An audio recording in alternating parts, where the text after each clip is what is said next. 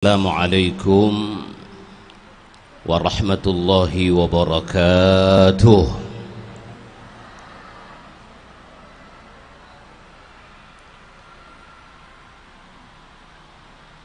Innal hamdalillah nahmaduhu wa nasta'inuhu wa nastaghfiruhu wa nastahdihi wa natubu ilaihi wa natawakkalu alaihi wa na'udzu billahi min shururi anfusina wa min sayyiati a'malina may yahdihillahu fala mudilla lahu wa may yudlil falan tajida lahu waliyan mursyida wa asyhadu an la ilaha illallah wahdahu la syarika lah wa asyhadu anna sayyidana wa nabiyyana Muhammadan abduhu wa rasuluhu وخليله وصفيه لا نبي بعده صلى الله عليه وعلى آله وأصحابه ومن تبعه ونصره ووالاه ولا حول ولا قوة إلا بالله أما بعد سبحانك لا علم لنا إلا ما علمتنا إنك أنت العليم الحكيم Rabbi syrah li sadri wa yassir li amri wahlul 'uqdatan min lisani yafqahu qawli Rabbi zidni ilma warzuqni fahma. Hadirin hadirat, muslimin muslimat, para bapak, para ibu, saudara-saudari segenap jamaah ta'lim kajian duha Masjid Raya Jakarta Islamic Center yang sungguh sangat saya hormati, yang sungguh sangat saya muliakan. Teriring doa bagi bapak dan ibu semua, mudah-mudahan selalu mendapatkan limpahan taufik hidayah, ma'unah barakah dan ridha dari Allah Subhanahu wa taala. Amin. Amin ya rabbal alamin. Dipanjangkan umur kita dalam taat kepada Allah, disehatkan badan kita, dihindari dari berbagai macam penyakit, wabil khusus COVID-19, Omikron, rezeki yang banyak, yang berkah untuk ibadah. Nanti kalau kita wafat semua, wafat husnul khatimah, selamat dunia dan akhirat. Amin amin ya rabbal alamin. Alhamdulillah, kita panjatkan puji dan syukur kehadirat Allah Subhanahu wa taala bahwa berkat limpahan rahmat, taufik dan hidayahnya lah pada pagi yang sangat berkah ini kita bersama-sama dapat bersilaturahim, beriktikaf, thalabul ilmi dalam kajian duha Masjid Raya Jakarta Islamic Center. Sekarang ini tanggal berapa Syaban Bapak Ibu? Tanggal berapa? Syabannya. Kalau Syabannya tanggal 3 ya. Tanggal 3 bulan Syaban, di mana lebih kurang 26 atau 27 hari lagi nanti kita tunggu keputusan pemerintah ya. Kita akan memasuki bulan suci Ramadan. Kalau kata keputusan Nahdlatul Ulama nanti puasa jatuh pada tanggal 2 misalkan.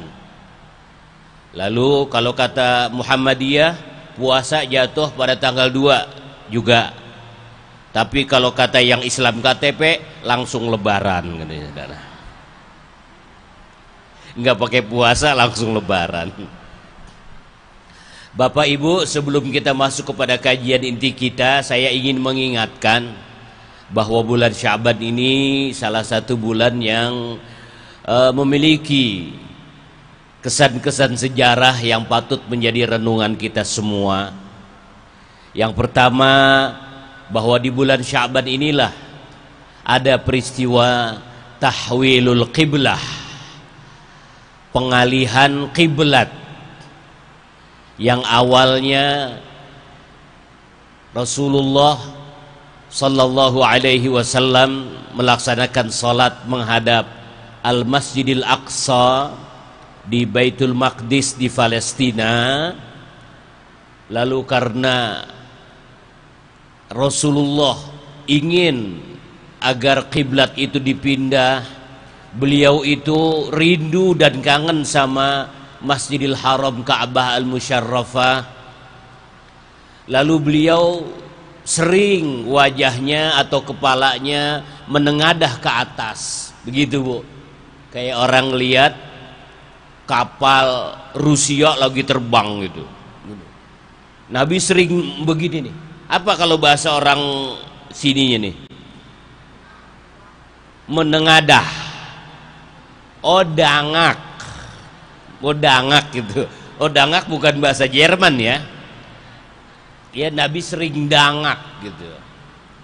Karena beliau kangen, rindu ke Ka'bah, ke Mekah. Lalu akhirnya Allah Subhanahu wa taala menurunkan surat Al-Baqarah ayat 144, qad nara taqalluba wajhika fis sama.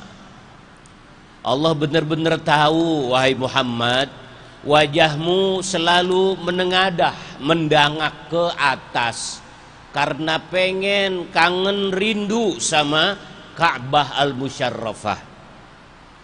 Falanuwalliyannaka qiblatan tardoha, maka kami akan alihkan kiblat itu menuju kiblat yang engkau senangi, kiblat yang engkau dambakan, yaitu ke Ka'bah.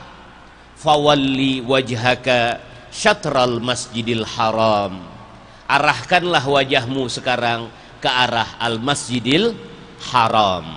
Al-Baqarah 144. Nah, saat itulah kemudian Rasulullah berputar arah. Saat itu beliau sedang salat menghadap Baitul Maqdis, lalu diperintahkan berputar ke arah Ka'bah, lalu beliau berputar menghadap Ka'bah.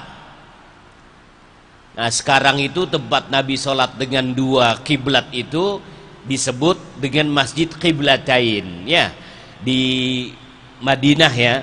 Bapak Ibu kalau umroh, kalau haji nanti dibawa oleh pimpinan ya, oleh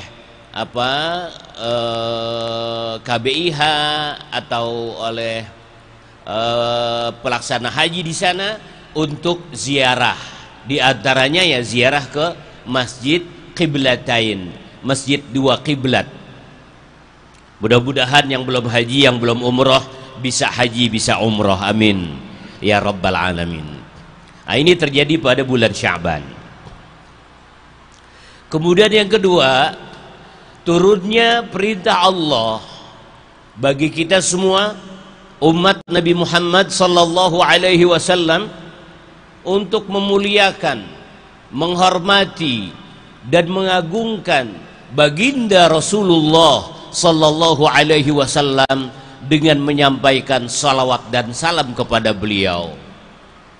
Di bulan ini turun satu perintah kewajiban bersalawat kepada Rasulullah, yaitu di dalam surat Al-Ahzab ayat 56. Bapak-bapak udah hafal semua, ibu-ibu juga pasti banyak yang hafal.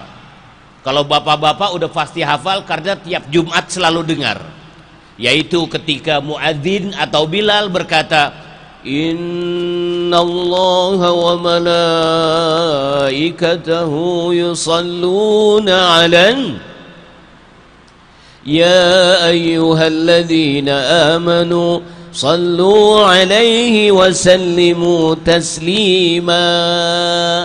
Ini perintah kita untuk bersalawat kepada Nabi terjadi pada bulan Sya'ban. Turunnya surat Al-Ahzab ayat 56. Mari kita perbanyak bersalawat kepada Rasulullah sallallahu alaihi wasallam. Allahumma salli wa sallim wa barik ala sayyidina Muhammad wa ala alihi wa sahbihi ajma'in. Yang ketiga, Bapak dan Ibu, di bulan Sya'ban ini terjadi berdasarkan hadis Nabi Shallallahu Alaihi Wasallam pelaporan catatan amal kita secara tahunan, yaitu pada pertengahan Sya'ban. Masyarakat kita mengenal istilahnya dengan nisfu Sya'ban. Nabi Shallallahu Alaihi Wasallam itu kalau di bulan Sya'ban ini senang untuk berpuasa. Kenapa? Karena pada bulan ini yurfa'u al-amal ila rabbil alamin. Amal-amal kita diangkat, dilaporkan ke hadirat Allah Subhanahu wa taala. Lalu Nabi berkata, wa uhibbu ay yurfa'a amali wa ana sha'im. Saya senang kalau amal saya diangkat, maka saya dalam keadaan puasa. Maka Nabi memperbanyak puasa di bulan Sya'ban.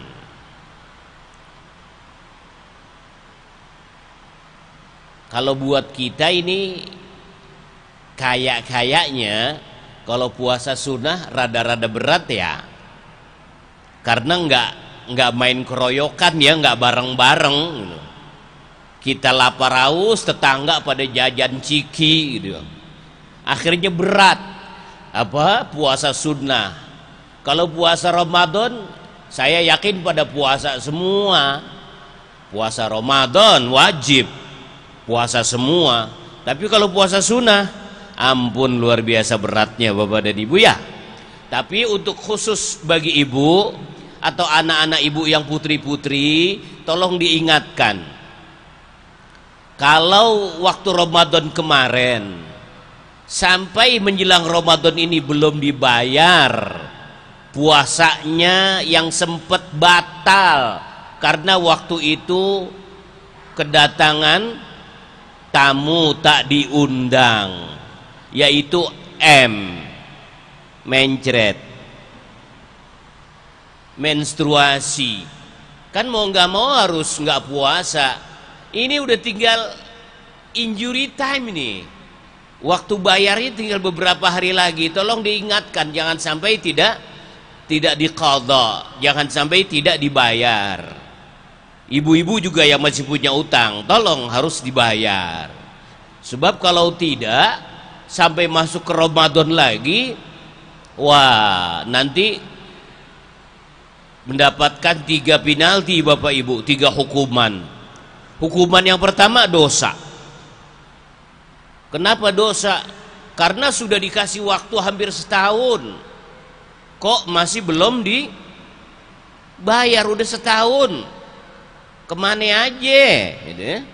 Udah setahun dikasih waktu belum dibayar juga. Kemudian yang kedua, itu wajib membayar denda, membayar kifarat karena kelalaiannya. 1 hari memberi 1 makan orang miskin. Ya makannya bukan beras doang, bukan 1 mud, tapi ya seukuran umum kita. Umum kita misalkan makan kalau pagi nasi uduk pakai telur sambal sama semur tahu, tempe orek. Berapa tuh, berapa kira-kira? 10.000. Lalu siang makan nasi padang, berapa? 15.000. Lalu malam pecel ayam, 20.000. Jadi total itu semua segitu, harus bayar. Lalu yang ketiga tetap diqadha. Nah jadi tolong diingatkan ya ibu kepada putri-putri kita, bapak putri-putri kita yang sampai sekarang belum sempat bayar puasa yang pernah dia tinggalkan karena kedatangan tamu. Nah bapak dan ibu, saudara-saudari yang sangat saya hormati, yang sangat saya muliakan, pengajian kita pada pagi hari ini sesuai dengan judul yang telah tersebar di WhatsApp dan di media-media informasi. Judulnya adalah tips berhusnuzan, tips positive thinking. Bagaimana melihat orang dari kacamata positif, sisi kanan. Jangan melulu kacamata negatif, anggapnya jelek aja. Ada orang liatin kita, ini rasanya hati ini ngeganjel nih, lalu kita omelin, apa lu lihat-lihat? Padahal orang itu bukan ngeliatin kita, emang matanya yang jereng. Orang mata jereng kan begitu Bapak Ibu ya, pandangannya sih ke sana, tapi padahal yang dilihat sebelah sana. Cuman karena kita suuzon, kita main melotot aja. Kenapa? Lihat-lihat, ada yang aneh, masalah buat lo. Udah bawaannya nganggap orang salah aja saudara. Nah dulu ada kisah nih Bapak Ibu, kisah ya, cuma ini aja imajinasi. Jadi ada orang keluarga yang ingin menikahkan putrinya, putri sematawayang. Saya nggak tahu kenapa disebut sematawayang ya. Anak satu-satunya, anak tunggal, masyarakat kita bilang sematawayang. Mungkin karena wayang itu matanya cuma satu ya. Wayang matanya cuma satu, sehingga dibilang putri sematawayang. Ya karena anaknya satu-satunya, perempuan lagi, maka dia ingin agar pesta pernikahannya itu diadakan dengan meriah, hebat, karena anak cuma satu, sehingga memberikan kenangan buat anaknya kalau dinikahkan dengan cara mewah dan meriah. Maka wah diundanglah saudara, handetolan, karib, kerabat dan teman-teman, disiapkan dengan persiapan yang sangat matang. Wah luar biasa. Pada saat hari haknya, Bapak dan Ibu, sedang rame-ramenya acara pesta, keluarganya, kerabatnya, tetangganya, handetolannya datang. Tapi tetangga yang samping rumahnya nih, samping rumahnya justru tidak datang. Yang datang cuma anaknya yang paling muda. Bapaknya nggak datang, ibunya nggak datang, anak-anaknya yang tua-tua, yang besar-besar tidak datang, yang muda saja. Akhirnya Sohibul Hajah ini, bapak dari kedua mempelai ini, merasa tidak dihormati, merasa tersinggung. Saya punya anak cuma satu-satunya, lalu saya adakan acara pernikahan yang besar-besaran, kok tidak dihormati dengan apresiasi yang wajar oleh tetangga saya sendiri. Tetangga saya sendiri pada nggak datang yang di samping rumah. Terus ditambahin udah biasa nih bapak dan ibu nih ya, kita waktu anak lo kawin datang 3 kali dia ngawinin, saya datang. Giliran saya ngawinin tidak datang. Dasar tetangga nggak tahu diri, nggak bisa menghormati orang lain, sehingga timbul kebencian dalam dirinya. Kayaknya kita juga kalau begitu sama kali Bapak Ibu ya. Kalau tetangga kita nggak datang, kita lagi acara hajatan, merasa kayaknya kita tidak dihargai.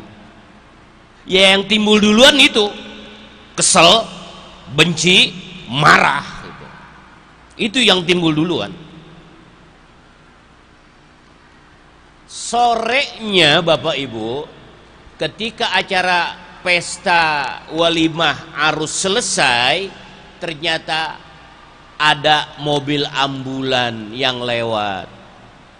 Mobil ambulan persis parkir di depan rumah tetangganya itu, di samping rumah sahibul hajah, di depan rumah tetangga berhenti mobil ambulan. Akhirnya sahibul hajat nih yang ngawinin kaget, loh ada ambulan, siapa yang meninggal? Nggak taunya yang meninggal adalah orang tua dari tetangganya itu sendiri.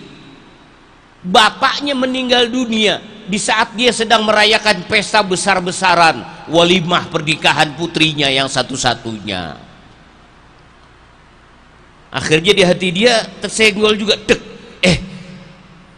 tetangga meninggal, saya bikin acara jerang-jereng ribut dengan sound system melebihi suara toa di masjid Jakarta Islamic Center itu. Akhirnya dia datangi karena pasang bendera kuning segala macamnya, dia datengin. Lalu dia bertanya kepada anak-anaknya yang tua-tua itu, ente kenapa nggak bilang-bilang kalau dapat musibah, orang tua meninggal, kenapa nggak bilang-bilang?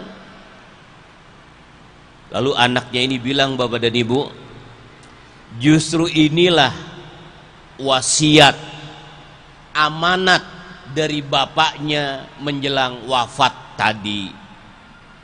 Sebelum meninggal, bapak saya wasiat, tolong kalau nanti saya meninggal jangan heboh, jangan diumumin di masjid, di musola, jangan bikin sedih karena tetangga kita sedang acara walimah, dia sedang nikahin anak putrinya semata wayang, sedang berbahagia. Jangan sampai acara pestanya terganggu karena saya meninggal, sehingga keadaan menjadi tidak bersukacita. Diam-diam aja, biasa-biasa aja. Itulah wasiat dari bapaknya yang mau meninggal dunia. Makanya dia biasa-biasa saja. Ya coba dia nggak bisa datang pada saat walimah dengan apresiasi yang baik. Akhirnya nih sahibul hajat jadi nggak enak hati ya. Ya Allah, aneh udah suuzon duluan nama tetangga, nggak ngormatin lah, nggak respect lah, nggak memberikan balasan lah. Padahal dia sedang mendapatkan musibah besar, orang tuanya meninggal dunia. Akhirnya nyesel dia, ya saya malah berburuk sangka sama dia. Lalu dia ingat firman Allah Subhanahu wa taala di dalam surat Al-Hujurat. Allah Subhanahu wa taala berfirman, ya ayyuhalladzina amanu ijtanibu katsiran minadh-dhanni inna ba'dadh-dhanni ithmun wala tajassasu wala yaghtab ba'dukum ba'dha ayuhibbu ahadukum ay ya'kula lahma akhihi maitan fakarihtumuh wattaqullah innallaha tawwabur rahim. Innallaha ghafurur rahim atau tawwabur rahim. Monggo silahkan lihat surat Al-Hujurat. Surat Al-Hujurat Bapak dan Ibu, surat yang ke-49. Surat Al-Hujurat ayat sesurat yang ke-49. Allah Subhanahu wa taala berfirman, ya ayat 12, ya ayyuhalladzina amanu ijtanibu katsiran minadh-dhann inna ba'dadh-dhanni ithmun wa la tajassasu wa la yaghtab ba'dukum ba'dha أيحب أحدكم أن يأكل لحم أخيه ميتا فكرهتموه واتقوا الله إن الله تواب رحيم.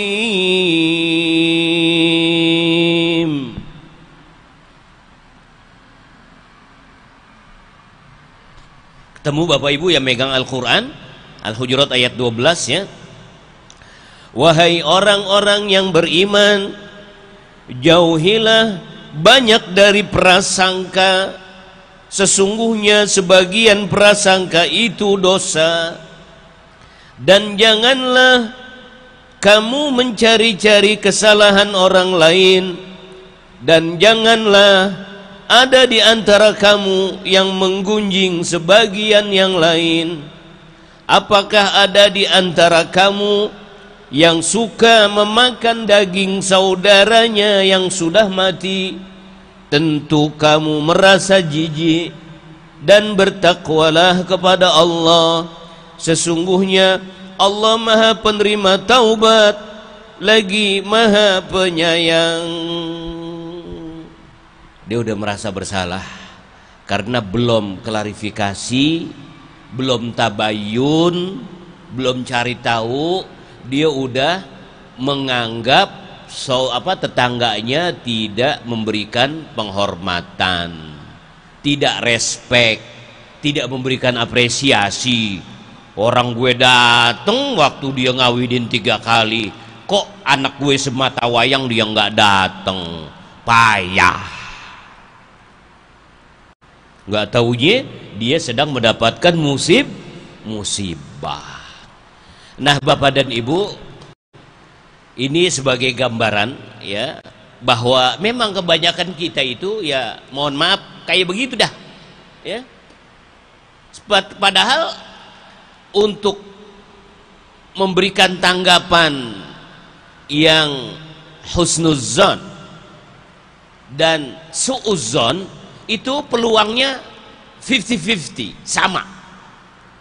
Artinya kita bisa berbaik sangka, bisa. Kita bisa berburuk sangka, bisa juga. Cuman kenapa ya yang unggul selalu yang sebelah sini nih? Jangan-jangan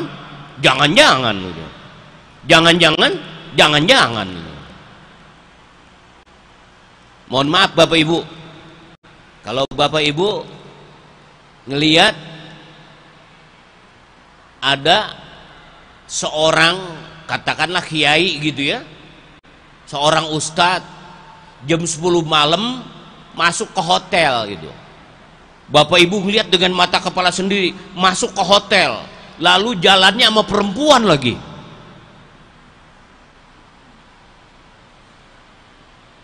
Kira-kira yang ada di pikiran Bapak dan Ibu, kira-kira positif apa negatif kira-kira? Kayaknya kebanyakan, wah jangan-jangan ini, jangan-jangan.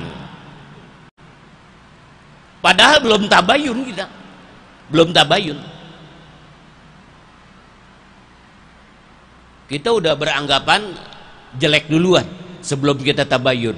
Padahal bisa kalau kita bilang, itu mungkin dia ada perlu, mungkin itu yang diajak anaknya, mungkin itu yang diajak istrinya, mungkin yang diajak empoknya, bisa itu.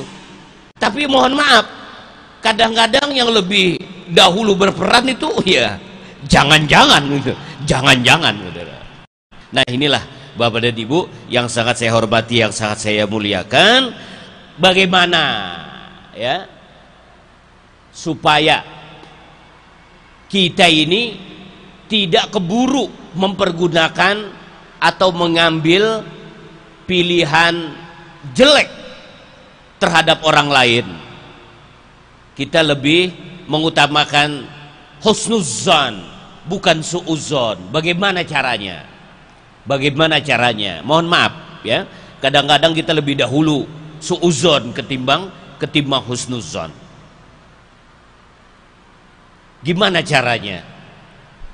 Al-Imam Abu Hamid Muhammad bin Muhammad Al-Ghazali At-Tusi, atau yang sering kita kenal dengan sebutan Imam Ghazali, Al-Imam Al-Ghazali. Di dalam kitabnya, yaitu kitab Bidayatul Hidayah, di dalam kitab beliau, kitab Bidayatul Hidayah, Al-Imam Al-Ghazali itu memberikan 5 tips sederhana, Bapak dan Ibu.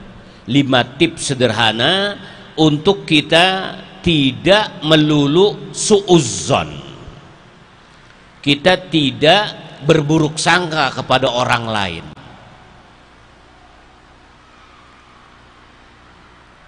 Di dalam kitab ini beliau tempatkan itu bagaimana seseorang menghancurkan sikap takabur, sombong, merasa paling bersih, ngerasa paling bener, ngerasa paling soleh gitu ya. Menghilangkan sifat-sifat ini. Nah, ini bisa kita pergunakan untuk mengedepankan positive thinking, sekaligus bisa menghilangkan angkuh, takabur, sombong yang ada di dalam diri kita ini. Bagaimana tips yang beliau sampaikan? Yang pertama begini, Bapak Ibu.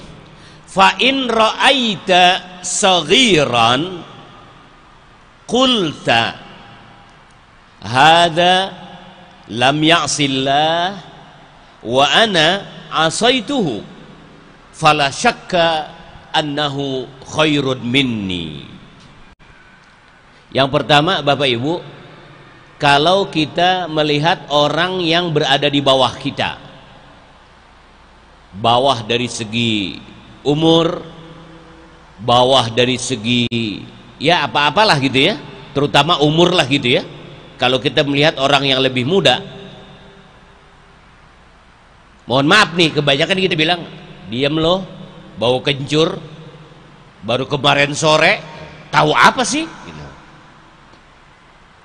Nah ini jelek. Menurut Imam Ghazali bagaimana kalau melihat orang yang lebih muda? Beliau berkata, hada lam ya'sillah. Orang ini umurnya lebih muda, tentunya dosanya lebih sedikit.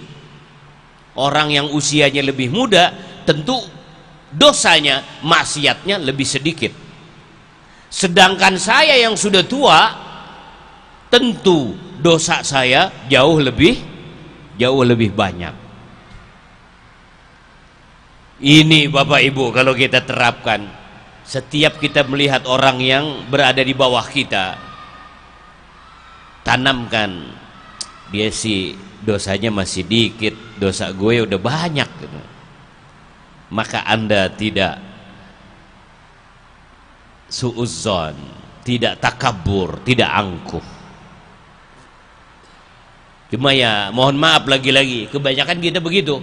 Kalau ngelihat orang yang kecilan, mudaan, diam loh, anak baru kemarin, ngerti apaan? Nih, kebanyakan makan asam garam.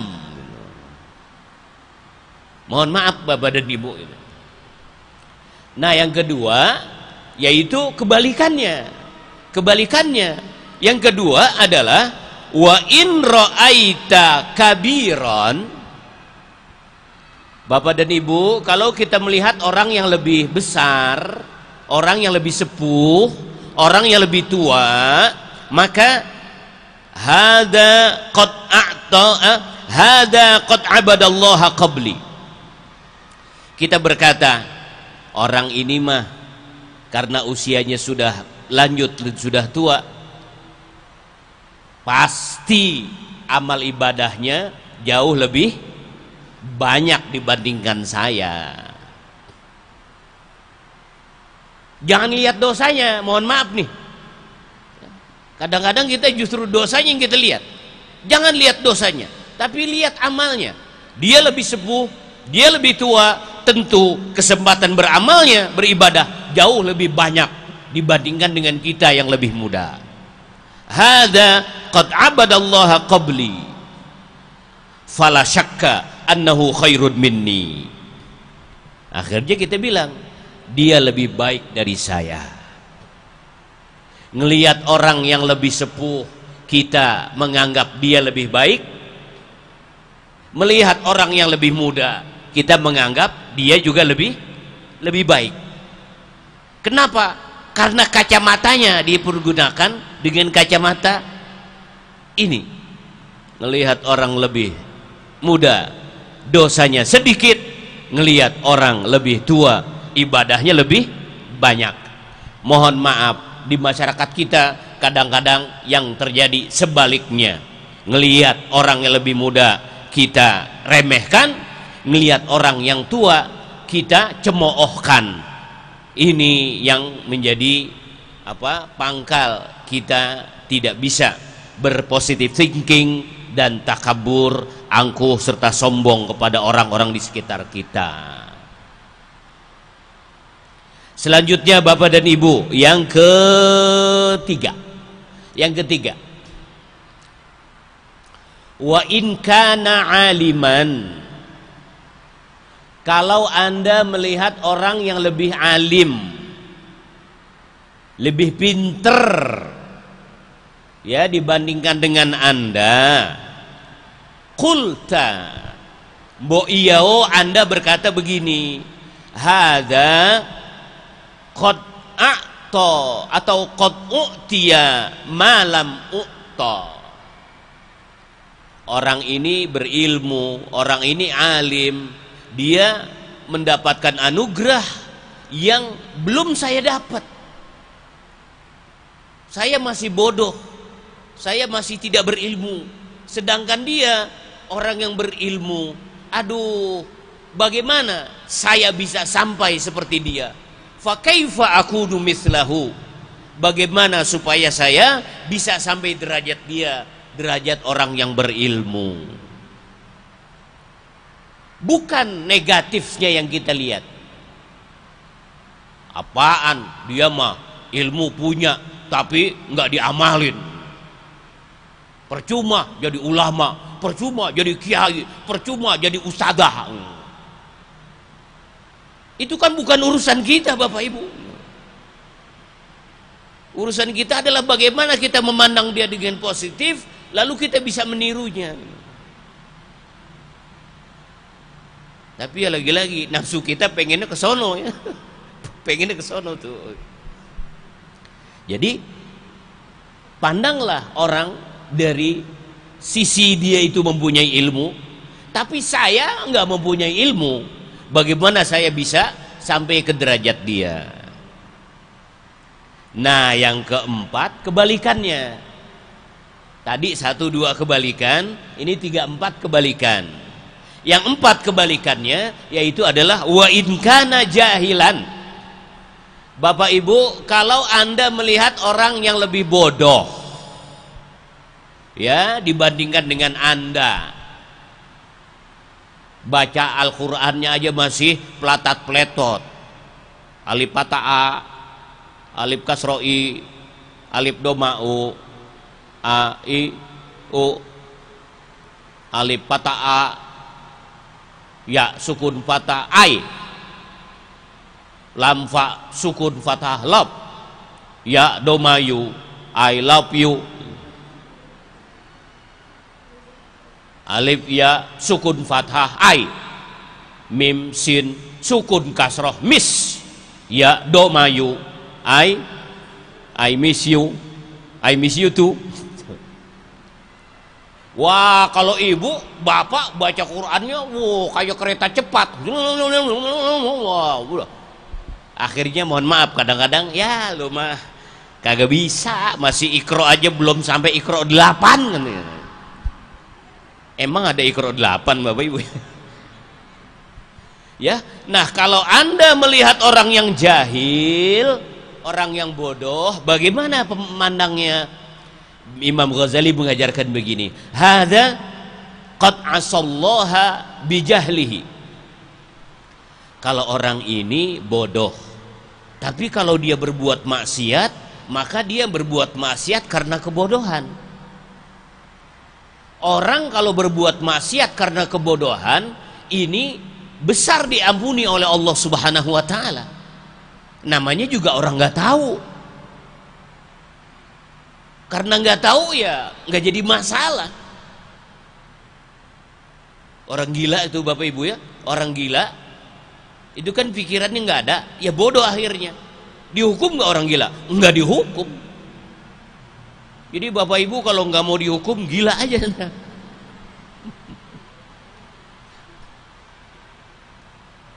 Orang tidur kalau meninggalkan sholat bagaimana? Ya nggak apa-apa. Namanya tidur kan lupa, nggak tahu itu, lupa, hilang akal. Lalu anak kecil kalau berbuat salah bagaimana? Ya namanya anak kecil belum balik. Kan ini yang diangkat 3 ya, rufi'al qalamu an salasin. Pena catatan diangkat bagi 3 keadaan. 1 edan, 2 orang tidur, 3 bocah kecil. Ini tidak terkena hukum. Tidak wajib sholat, tidak wajib puasa, tidak wajib ngaji, tidak wajib ibadah. Gila, tidur, bocah. Jadi kalau ada tetangga kita yang nggak mau sholat, nggak mau puasa, mestinya pilih 3 keadaan. Edan, tidur nggak bangun-bangun, atau jadi bocah tapi bocah kumisan. Ya kalau udah merasa balik dewasa sempurna kayak kita ya like or dislike, to be or not to be, gelem ora gelem, harus melaksanakan apa perintah Allah Subhanahu wa ta'ala. Tapi kalau orang bodoh, dia diampuni, tidak dihukum oleh Allah Subhanahu wa ta'ala. Tapi jangan beranggapan kalau gitu gue mendingan goblok aja dah, ya itu tambah goblok lagi udah. Dia tetap kena dosa, tapi dosa yang lain. Dosa yang lainnya apa? Kenapa sampai sekarang masih goblok gitu? Kenapa majelis taklim di mana-mana, kajian-kajian di mana-mana, kesempatan untuk belajar di mana-mana, bahkan tinggal pencet doang, ya melalui Syekh Hadratus Sahibul Fadilah, Mbah Google. Gitu. Bisa juga gitu. Masih goblok juga.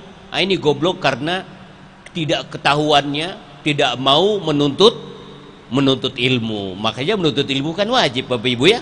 Nah ini Bapak dan Ibu yang dimuliakan oleh Allah Subhanahu wa ta'ala. Yang ketiga tadi yaitu yang keempat ya, kalau dia bodoh, maka lihatlah bahwa orang bodoh ini kalau berbuat salah, potensi diampuni oleh Allah sangat besar, sangat besar ya.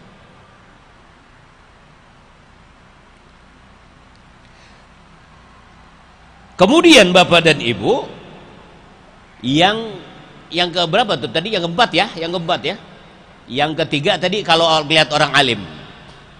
Kalau yang keempat yaitu melihat orang yang bodoh. Maklum orang bodoh berbuat salah.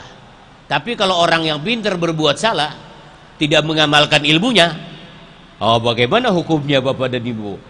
Fakullu fa'alimun bi'ilmihi lam ya'malan mu'adzabun min qabli ubadil wathan. Orang yang berilmu tidak mengamalkan ilmunya, dia akan diseksa sebelum Allah menyiksa para penyembah berhala.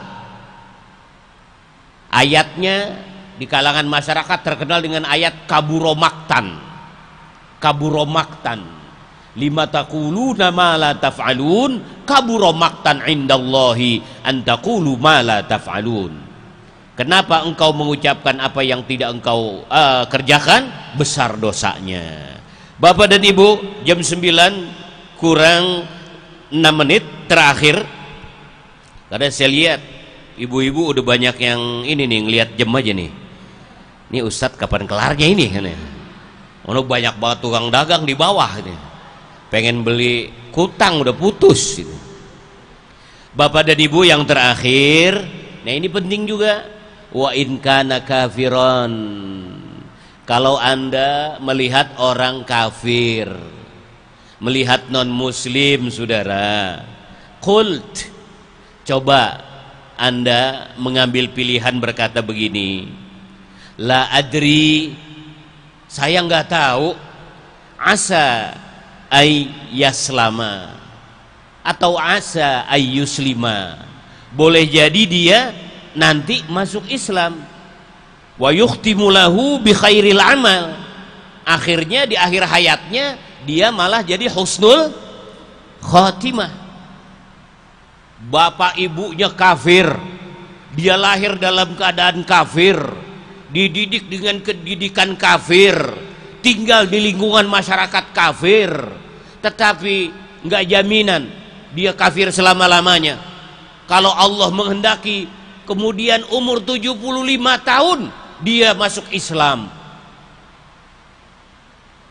dibawa ke Jakarta Islamic Center hari Minggu, dia mengucapkan 2 kalimat syahadat, umurnya 75 tahun, pas ulang tahunnya hari Minggu,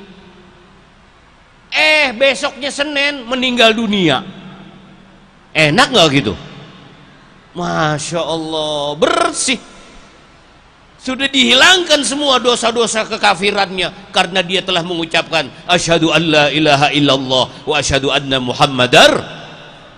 Banyak orang begini Bapak Ibu, ya, tinggal dari keluarga non muslim lalu kemudian masuk Islam.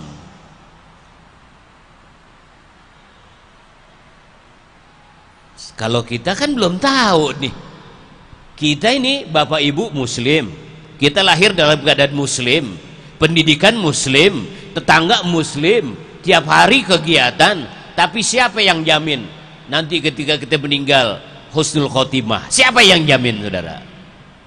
Nggak ada. Oleh karena itu selalu kita minta agar kita wafat dalam husnul khotimah. Nah, inilah Bapak Ibu yang sangat saya hormati, yang sangat saya muliakan, tip-tip sederhana yang diberikan oleh Abu Hamid Al-Ghazali kepada kita semua untuk bisa menjauhkan diri dari pikiran-pikiran negatif, suudzon, sehingga kita beralih kepada husnuzon, dan sekaligus bisa menjadikan kita tidak sombong, takabur, angkuh. Mudah-mudahan ada manfaatnya. Lebih dan kurang mohon maaf yang sebesar-besarnya. Sebelum kita tutup dengan doa, ada tanya jawab dulu 1, 2, 3 orang, nanti kita tutup dengan doa. Terima kasih Pak Kiai. Ibu-ibu, bapak-bapak yang dirahmati Allah SWT, dari penjelasan tadi, tausiah dari beliau sangat baik dan sangat jelas. Namun barangkali dari ibu-ibu atau bapak-bapak ingin ada yang minta ditambah pencerahannya. Oleh karena itu kami berikan kesempatan kepada ibu-ibu untuk menanyakan apa yang kira-kiranya ingin untuk minta ditambahkan pencerahannya. Pak, mohon izin diumumkan bahwa nanti selesai acara pengkajian kita pada hari ini, mohon berkenan kepada seluruh pengurus Ahad Duha untuk sebentar kita jangan pulang dulu, kita berbincang-bincang sebentar masalah pada Ahad tanggal 13 Maret, insya Allah kita akan melaksanakan zikir bersama. Zikir bersama dari seluruh komunitas. Yang akan memimpin zikirnya adalah Ustadz Abdul Syukur. Kemudian pada hari itu juga insya Allah Kepala Jakarta Islamic Center atau PPPIJ akan melantik kepengurusan daripada Ahad Duha. Oleh karena itu mohon pertama Ahad depan ibu-ibu jangan tidak hadir, dan kepada ibu bapak yang akan dilantik atau pengurus sekarang akan dilantik, mohon bersiap-siap diri untuk kita menerima pelantikan dari kepala desa. Pak Kiai, sebelum ibu-ibu bertanya, saya dulu boleh nanya Pak? Pak, itu tadi Bapak sebutkan bahwa ada malam nisfu Sa'ban. Kalau nggak salah ada Bapak sebutkan begitu. Dan mana pada malam itu amal kita diperhitungkan, ya, diangkat, atau dosa kita mungkin diperhitungkan, sehingga jangan sampai banyak dosa daripada pahala.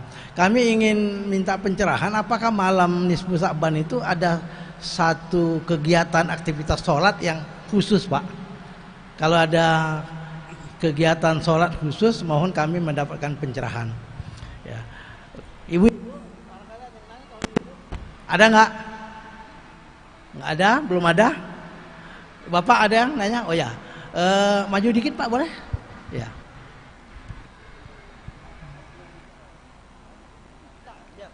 Pertanyaan dulu nggak apa-apa Pak ya? Ya. Pak, dikit Pak. Ya. Udah ini ya, susah ya. Ya udah.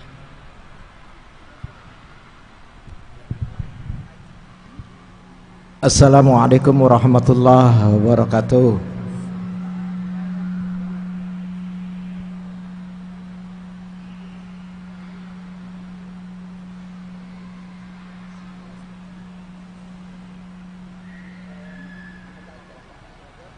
Nama saya Iwan Seili Pak. Saya mau bertanya, mengulangi tadi masalah kiblatain. Waktu itu Nabi sedang sholat, terus dipindahkan untuk menghadap ke Baitullah.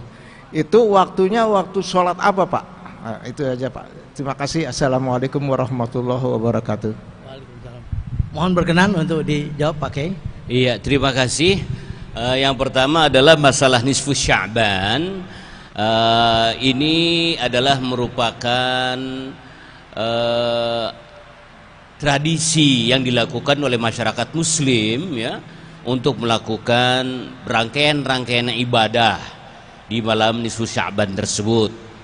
Berkaitan dengan pendapat ini, ya ada, tentu saja pasti tidak pernah lepas dari pro dan kontra. Ada beberapa ulama yang tidak setuju, dan banyak juga yang setuju bahkan menganjurkan. Jadi kalau misalkan terjadi perbedaan tentang malam nisfu Sya'ban, itu adalah hal yang biasa. Baiknya jangan saling menyalahkan satu dengan yang lainnya. Apalagi kalau malam nisfu Sya'ban itu dijadikan kesempatan oleh kaum muslimin untuk silaturahim, untuk zikir, untuk membaca surah Yasin, ya, berdoa ke hadirat Allah Subhanahu wa taala, maka itu termasuk dalam perintah Allah yang sangat umum, yaitu perintah untuk membaca Al-Qur'an, perintah untuk berzikir, perintah untuk silaturahim. Toh tidak ada larangannya. Tidak ada larangannya orang berkumpul pada malam nisfu Sya'ban. Tidak ada dalilnya. Juga tidak ada dalilnya orang diperintahkan untuk kumpul pada malam nisfu Sya'ban. Yang larang nggak ada, yang menyuruh nggak ada. Jadi ambil dalilnya dari yang mana? Dari dalil yang umum. Yang umum itu Allah memerintahkan agar kita silaturahim. Allah memerintahkan agar kita membaca Al-Quran.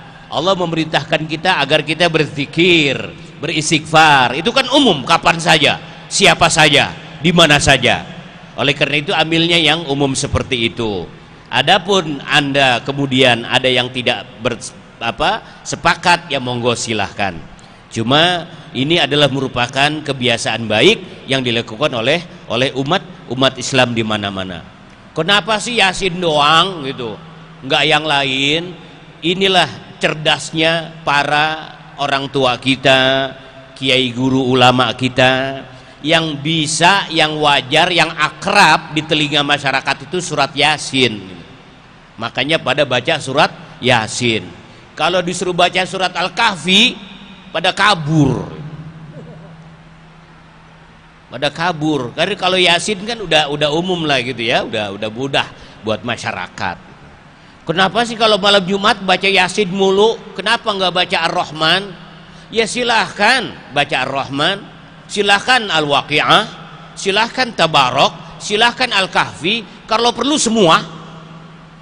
Di masjid bapak dan ibu mimpin jamaah untuk tidak mengikuti tradisi yasinan, maka di samping baca Yasin kita baca Al-Kahfi, Al-Waqi'ah, Ar-Rahman, Tabarok, Toha, Maryam. Insya Allah minggu depan gak ada yang datang. Ulama kita cerdas, pinter gitu ya, mendidiknya pelan-pelan dengan cara yang disukai oleh masyarakat kita. Adapun berkaitan dengan sholat, karena itu sholat adalah ibadah mahdoh yang sangat murni ya kepada Allah Subhanahu wa taala, itu tidak ada tuntunan khususnya berkaitan pada malam nisfu Sya'ban. Sholat malam nisfu Sya'ban itu tidak ada. Kalau Anda mau sholat, monggo silahkan, tapi sholatnya sholat hajat, sholat tasbih, ya, sholat tahajud. Sholat-sholat itu dilakukan pada malam nisfu Sya'ban, bukan sholat khusus nisfu Sya'ban, nggak ada. Jadi sholat sunnah yang kita lakukan pada malam nisfu Sya'ban, boleh hajat, boleh tasbih, boleh tahajud, dan lain-lainnya. Kecuali kalau pada malam nisfu Sya'ban dikumpulin terus buat perbuatan maksiat, munkarot, nah itu baru kita tidak setuju ya.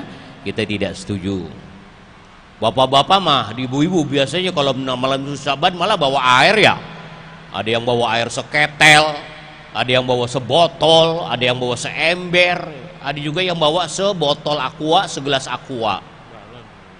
Bagusnya mah besok-besok jangan bawa air doang, bawa kue bolunya gitu. Bawa kentakinya gitu, bawa nasi kebulinya biar lebih semangat Bapak dan Ibu. Nah yang kemudian yang kedua berkaitan dengan sholat qiblatain. Pada waktu itu Nabi sholat apa ya? Nah ulama ini terjadi perbedaan pendapat. Ada yang mengatakan sholat zuhur, ada yang mengatakan sholat asar. Coba kebanyakannya mengatakan sholat zuhur. Sholat zuhur dilakukan oleh Nabi, lalu beliau pertama menghadap Al-Masjidil Aqsa, lalu beliau bergeser mengarah ke Al-Masjidil Haram, Ka'bah Al-Musyarrafah, sehingga disebut dengan qiblatain. Sholat asar katanya Pak. Iya, ada dua pendapat ya, yang menyatakan sholat zuhur, ada yang menyatakan sholat asar ya. Ya, terima kasih Ya. Pak. Ibu-ibu, ada yang ingin minta pencerahan? Ya, bapak-bapak ada lagi? Ada tuh. Ada tuh ibu tuh satu. Ibu ada? Nggak ada? Ada, Sudah ada, bilang, ada. ada. Oh, nggak nyampe ke sana Bu. Ke sini bisa nggak Bu ya? Silakan ibu pindah ke dikit sini. bisa nggak Bu ya? Nggak nyampe ke sana?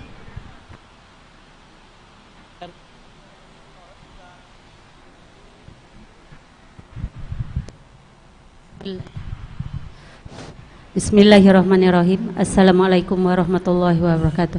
Tapi maaf Pak Ustadz, saya agak melenceng dikit dari tema. Ini Pak Ustadz yang mau saya tanyakan, bagaimana kalau seorang suami susah sholat atau tidak melakukan sholat, apa di akhirat nanti istri juga ngikut dibawa apa nganggung dosanya? Nah terus keduanya, kalau anak udah dewasa atau udah berumah tangga, terus dia suka melalaikan sholat, kita udah mendoakan, udah menegur, udah kasih saran, tapi memang sering gitu meninggalkan sholat. Gimana itu Pak Ustadz? Nanti di akhirat kita kebawa juga apa? Gimana seorang ibu ya Pak Ustadz?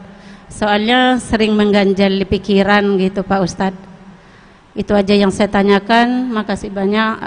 Assalamualaikum warahmatullahi wabarakatuh. Waalaikumsalam warahmatullahi wabarakatuh. Mohon di Iya. Ustadz.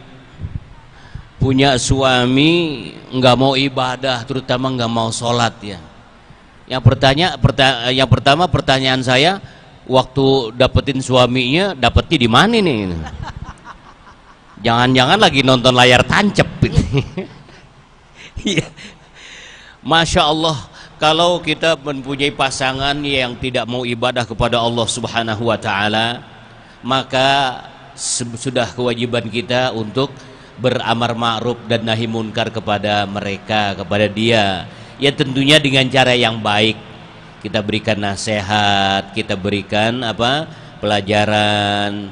Kalau masih tetap nggak mau, ya mau dikati apa lagi ya. Kalau begitu udah masing-masing deh soal ibadah, nanti di akhirat juga masing-masing. Ya, wa alaisa lil insani illa ma sa'a. Kan sayang kita tidak bertemu lagi dengan istri kita nanti di surganya Allah Subhanahu wa Ta'ala. Pengennya sih abadi di dunia dan di akhirat, tetap kita bersama dengan pasangan kita. Nanti kita jadi surga, suami kitanya di neraka. Naudzubillahi min dalik ya. Bagaimana? Ya, contohnya di dalam Al-Qur'an Allah memisalkan yaitu perempuannya Nabi Lut ya, istri Nabi bukan perempuan, laki yang tidak baik ya. Laki yang tidak baik yaitu Firaun ya. Firaun dia mempunyai istri yang salihah yaitu siapa? Siti Asyah. Firaun bukan cuma ahli maksiat, tapi dia mengaku sebagai Tuhan. Itu udah paling brengsek sedunia udah. Tapi dia tetap bertahan dalam keimanannya, bahkan dia mati dalam keadaan iman. Atau sebaliknya, suaminya soleh, istrinya nggak soleh, seperti keluarga Nabiullah Lut alaihi salam. Beliau seorang nabi tapi istrinya tidak baik. Jadi kalau kita, mohon maaf ini buat pembelaan saja, jangan diumumkan sebagai andalan ya. Ya saya cuma sekedar orang tugu, orang lagoa, orang semper. Jangankan saya yang cuma orang lagoa, Nabi Lut aja yang orang mulia sebagai nabi, istrinya maksiat.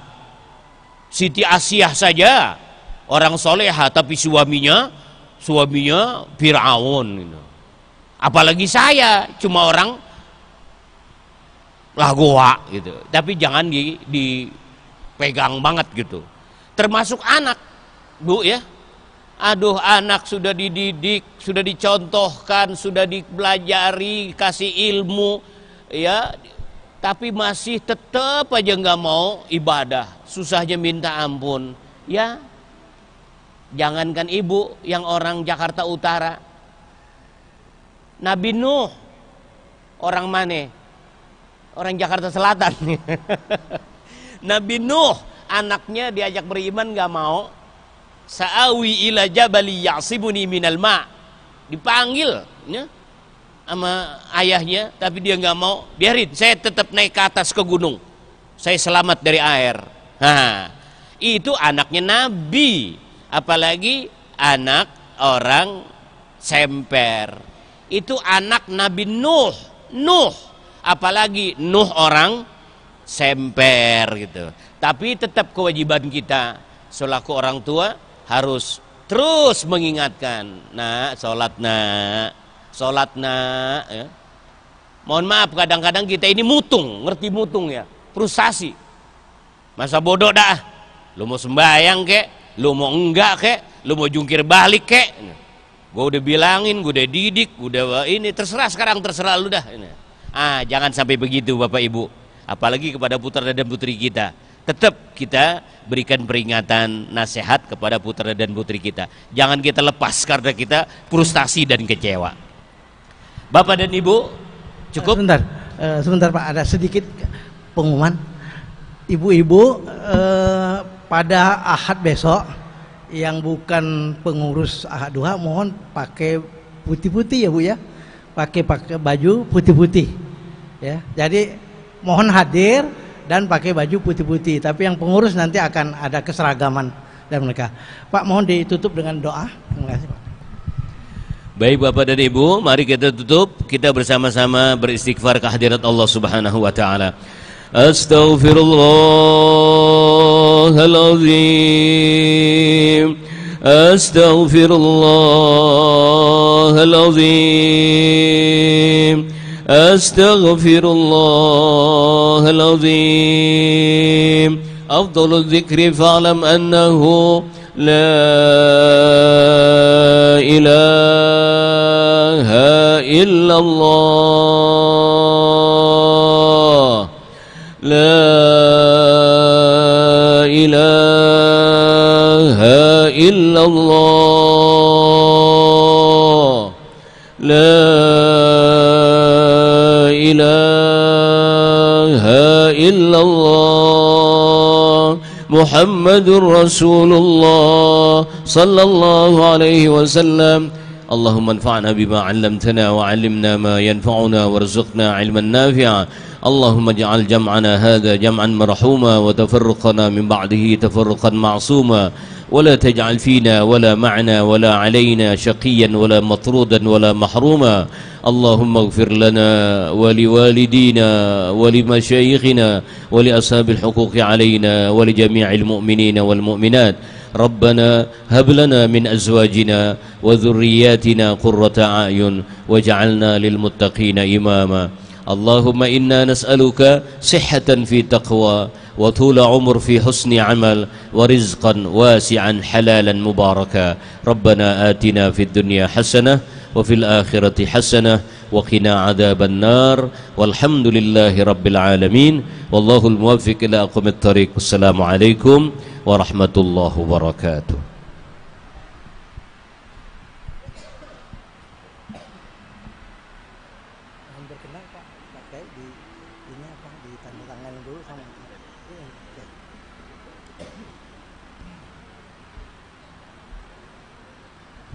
Yang pengurus jangan pulang dulu, kita rapat dulu. Bagi yang mau latihan merawis, kalau memang tidak bisa ditunda sebentar silahkan, tapi kalau bisa ditunda kita rapat dulu sebentar ya, karena kita besok akan pelantikan. Sudah tadi? Sudah. Baju putih-putih ya bagi jemaah ya.